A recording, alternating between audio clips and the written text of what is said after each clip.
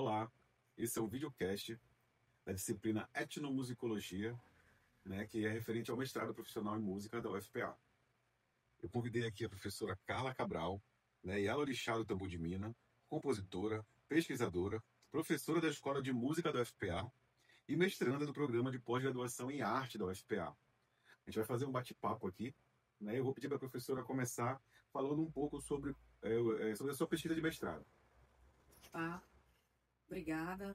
É, Bom, a minha pesquisa de mestrado ela é uma extensão do que eu vivo há 21 anos na casa de minha mãe de santo. Eu sou um filho de santo, de uma Clélia de Ogum, um terreiro de mãe Clélia, assim como você, mestre André Batazeiro. Eu comecei como ferreira. Ferreira é um dos instrumentos que tem, né, dentro daquela liturgia ali, musical que existe dentro de uma casa de santo. É um agogô de uma boca, basicamente, né? Então eu comecei como ferreira dentro da casa de santo, passei muitos anos como ferreira até ir fazer o santo, que a gente chama que é dar a primeira obrigação, me tornar Iaô. E daí eu fui fazendo todas as minhas obrigações. Hoje eu sou uma filha feita na casa, com cargo. Já tenho a minha casa de santo, mas continuo na casa de mãe Clélia. E foi dentro dessa vivência que eu cresci e da onde vem a minha pesquisa, né? Quando eu cheguei no mestrado profissional, a gente tinha a oportunidade de fazer várias pesquisas. Então, a gente estava naquele momento de descoberta, né? De que a gente vai pesquisar, como é estar mestrando. E na disciplina com a professora Ivone Xavier, a gente deu a metodologia, né? Então, estudando a metodologia, eu percebi que eu estava utilizando, dentro das minhas produções musicais, que é uma coisa que eu já trabalho também há muitos anos, a musicalidade do tambor de mina como base para a construção de novas composições, com arranjos, né? E aí eu fui pensando que aquilo ali já era uma metodologia minha de vida e que eu poderia levar isso para dentro da minha pesquisa. E aí, junto com a minha orientadora atualmente, começou sendo apenas minha professora, não apenas de ser só isso, né? Mas da importância que ela teve, né, enquanto professora, falando sobre práticas antirracistas na educação, aquilo foi fazendo muito sentido para mim. O Rubens também, que é um pesquisador, doutorando, trouxe isso também para minha reflexão, né, nesse lugar de pesquisadora. E aí eu fui tudo foi fazendo cada vez mais sentido para mim. Eu precisava colocar na minha pesquisa esse lugar de vivência de tantos anos dentro do tambor de mina e fazer com que a música seja esse instrumento das nossas lutas antirracistas, das nossas reflexões sobre essa invasão que a gente viveu, que a gente continua vivendo, esse pensamento, né, alinhado descolonial, decolonial, contracolonial, que a gente precisa ter como educadores, né? Então, a minha pesquisa ela é pensada dessa forma. Entendi, professora. Olha só, eu tenho uma pergunta aqui. Assim, nós estamos estudando alguns textos, então algumas coisas são bem interessantes, né? Eu queria te fazer uma pergunta relacionada também. Assim, dentro do tambor de mina, é possível fazer um estudo da música, né, que é realizada dentro do terreiro, sem considerar o contexto? Sabe, falar da música ali dentro sem considerar para que ela serve, para onde ela está indo, para quem ela está sendo cantada. É possível fazer esses estudos e conseguir entender todo esse contexto? Olha, na minha humilde opinião, não é possível e penso que é um desserviço. Não que a gente precise levar para a sala de aula e querer convencer qualquer pessoa a seguir as nossas religiões de matriz africana, não é isso. Mas, por exemplo, um dos produtos da minha pesquisa é um projeto de extensão chamado Laboratório de Cultura Afro-Brasileira da EMUFPA, e dentro desse projeto de extensão eu criei a disciplina Literatura de Tambores Afro-Brasileiros. E aí a gente passa ali horas, né? Tem um plano de ensino todo pensado, os ritmos que nós vamos estudar, os ritmos do tambor de mina, alguns ritmos do candomblé, mas antes da gente falar sobre os ritmos, eu contextualizo. Eu acho muito importante a gente ter pegar essa linguagem musical, mas trazer a história disso daí, trazer o contexto, né? Que são culturas que nos são furtadas, né? Muitas vezes. Eu nunca esqueço das vezes em que eu passei na frente da casa da minha avó de santo e ela, a minha avó materna, inclusive, e aí não me deixavam entrar porque ela estava em transe. E isso, assim, é uma religião? É uma religião. Minha avó era umbandista. Mas tem toda uma cultura ali que são furtadas, que não nos são permitidas, que são invisibilizadas. Então eu acho que a gente ignorar o contexto, ignorar toda a história que tem ali, ignorar são as nossas vivências, tudo que é a base da nossa formação, né? Então, eu não acho possível a gente fazer uma pesquisa isolada disso. Eu acho que falar de orixá, falar desse processo de transe, falar de como nós somos tomados dentro de um terreiro é outra coisa. Mas tem muitas histórias, muitas coisas importantes que são vividas dentro de um terreiro, que são instrumentos muito importantes para a nossa formação enquanto indivíduos. E, inclusive, né, como somos duas pessoas que fazem parte do terreiro, e agora estamos tendo uma experiência interessante de estar dentro da Escola de Samba Boli Boli, onde desenvolves a tua pesquisa. Eu queria saber se tu consegues desassociar todo o contexto social, antropológico que tem ali. Te devolvo essa pergunta com uma curiosidade muito forte, porque eu sei da importância de uma escola de samba na formação do ser humano, assim como um terreiro. Então eu acho que tem tudo a ver te devolver essa pergunta. Bem, assim, o Boli Boli, né, a escola de samba Boli Boli, que é nascida ali no bairro do Guamá, ela nasceu pelo social, né? Ela nasceu para estar ali com aquelas pessoas. Então, como eu tô ali dentro desde que eu me entendo por gente, é incrível estar com aquelas pessoas, é incrível ver o amadurecimento social que acontecia desde aquela época para o que é hoje, como a escola se transformou, né? Porque o mundo mudou e a escola mudou junto, mas mantém aquele mesmo interesse, aquele mesmo gostar de estar ali, gostar de estar em comunidade e de querer que aquilo melhore. Né? Não é uma coisa só de estar ali, vamos fazer, vamos passar na avenida, não. Vamos melhorar, vamos fazer acontecer. Então, a música é só, como pode dizer, como o compositor já disse, é o que nos leva, né? É o que nos transporta. Mas aí a gente não esquece do que nesse transporte a gente tem que estar bem. Não é só eu estar bem, é todo mundo ali estar bem. Então, eu creio que, respondendo dentro da sua pergunta, é impossível dissociar. Música no contexto que eu vivo, creio que no contexto que a gente vive também no terreiro, é impossível dissociar de toda a estrutura social e antropológica que ela está inserida. Né? Então, eu creio que é impossível. Música é isso.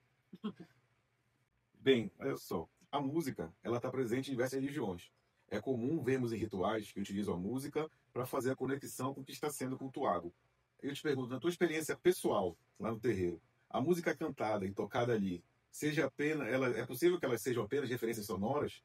Ou ela vem com algo a mais, mais profundo? Ela mexe com as emoções? Ela vem com algo mais orgânico? Ou é só um som? É só um batuque? É só uma levada? Ou ela mexe contigo? Ela te leva para outro lugar? Ela te faz, como o próprio texto, a própria pergunta fala, ela te leva para essa conexão. A intenção da música dentro de uma casa de santo é te conectar, né? É te levar mesmo para outro lugar, literalmente. Então ela vem carregada disso tudo, né? Mas é importante que a gente, como educadores, também comente o fato de que existe todo um ritual, uma preparação para que nós, médios, alcancemos essa conexão, né? Ela não é isolada, né? Quando eu falo da disciplina de literatura de tambores afro-brasileiros, eu gosto muito de contextualizar, falando aqui, por exemplo, de uma prática de matriz africana que não é minha, como o candomblé, mas a gente sabe, é notório, né, em várias pesquisas, o historiador Luiz Antônio Simas sempre fala sobre isso, né? O Ijexá, por exemplo, ele é cultuado para Senhor Oxum, o Aguerê é para o Senhor Oxóssi. Eu acho muito importante a gente trazer essa contextualização, mas dentro do terreiro, né, na minha outra realidade de ritmos, que não é o Aguerê nem o Ijexá, mas enfim, transcende da mesma forma. É para conectar, mas a gente se prepara. Você tem ali como médio uma semana de preparação, você tem preceitos, você tem oferendas, você tem o seu ritual com o seu orixá, com o seu encantado. A música é para isso, né? O tambor come, então é um tambor preparado para aquela louvação, é um tambor que vai pegar sol, tem uma série de fundamentos que fazem com que a gente se conecte ali. Então, essa música tocada fora, ela não vai carregar todos esses fundamentos, ela carrega uma história e essa história não pode ser negada. É isso que eu discuto muito na minha pesquisa. Essa história precisa ser contada, mas não com a intenção de que as pessoas ali mesmo entrem em transe. Não é isso. É pra gente falar dos nossos ritmos, que dentro das nossas casas, dentro dos nossos ilês, com certeza é intencional a conexão. O som tem essa intenção, sim. Perfeito. Então, uma pergunta que eu tenho que falar, uma coisa, perdão. Eu ia perguntar pra ti como é dentro de uma escola de samba, assim, essa conexão, né? O som. Aí tem toda uma história, porque vocês contam toda uma história na avenida, né? O samba já vem com essa intenção de contar. E como é pra vocês se conectarem com esse samba? Olha, uma coisa que eu achei boa, excelente a pergunta. Nós já tivemos a oportunidade de estarmos juntos, eu mais, né, algumas vezes, da hora da composição do samba, na hora do teste do samba. Porque o samba, né, com os compositores, ele fica indo e voltando para a mesa de cirurgia, vamos dizer assim, até ele emocionar. Porque se ele não emocionar, não adianta. Entendeu? Se não arrepiar, se não chegar no refrão, de estar cantando alto, Guamá, bole, bole, o enredo que tem que ser, não funciona. Então ele tem que emocionar. E é muito interessante isso, porque a gente fica ali, vai e volta, e às vezes me pergunta, André, o que tu acha disso? Não, não tá indo ainda, não tá. O que tu acha? Não tá, e volta e tal. E agora? E agora vai, que agora a gente vai passar.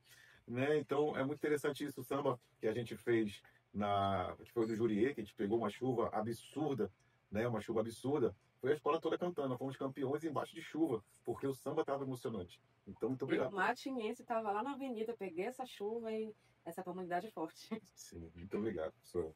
Bem, olha só, eu tenho uma pergunta aqui que ela diz respeito mesmo aos nossos trabalhos, né? Que é assim, quando nós estamos na autoetnografia, que é o nosso caso, é comum acontecer de termos sombras. O que seria isso? A gente tem detalhes que são tão comuns e habituais para a gente que a gente acaba não escrevendo, acaba não detalhando, acaba não dando uma luz que precisa, né? Não dá aquele destaque que precisa, porque a gente já está acostumado, isso aqui te acontece, te vai, e sabe, isso é nosso dia a dia, a gente não escreve. Eu queria saber, da sua pesquisa, se você acabou enxergando muitas dessas sombras, se sim, se como você conseguiu corrigir, como você conseguiu enxergar, se foi sua orientadora, como é que você proceder?